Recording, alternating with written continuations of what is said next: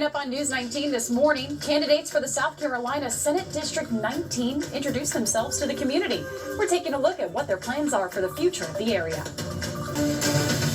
Well, this morning we're hearing from the candidates vying for the District 19 Senate position after the passing of John Scott.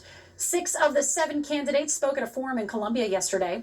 And News 19's Nate Stanley was there and has a look at who's running.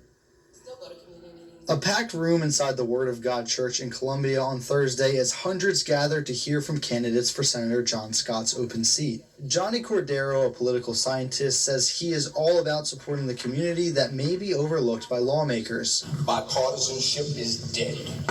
Reaching across the aisle is an exercise in futility and politically naive. I am the fighter that this time calls for. I'm not a politician, I'm a fighter.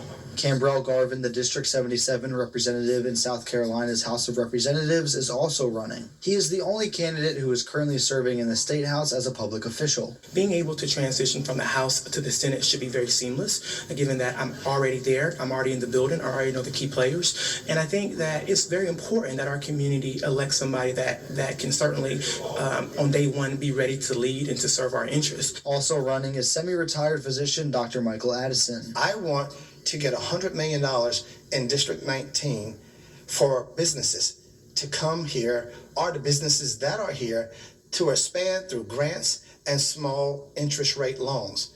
That's how you grow the community. Former prosecutor and now private practice lawyer Tamika Isaac Devine says being a lifelong resident of the area gives her an advantage in connecting with her voters. Every single day there are legislation being proposed that are curtailing our rights. It's important that we have somebody who is able to be up there and work with the other senators as well as the members of the House. Pastor and entrepreneur Chris Nellums thinks real change can come from the community standing up for itself. And then we sit here and we talk about, oh, I'm going to do this, I'm going to do that. And before we get downtown, we got to get ourselves together here in the house. And in order for us to do that, we have to have a clear understanding of who we are and how we're going to move in this fashion.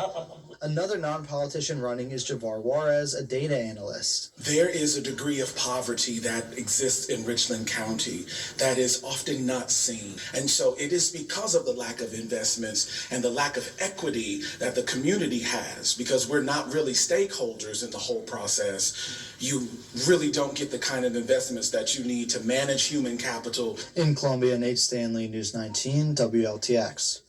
And Republican Kizzy Smalls was last night's event. The primary will take place on October 24th, with the election taking place on January 2nd.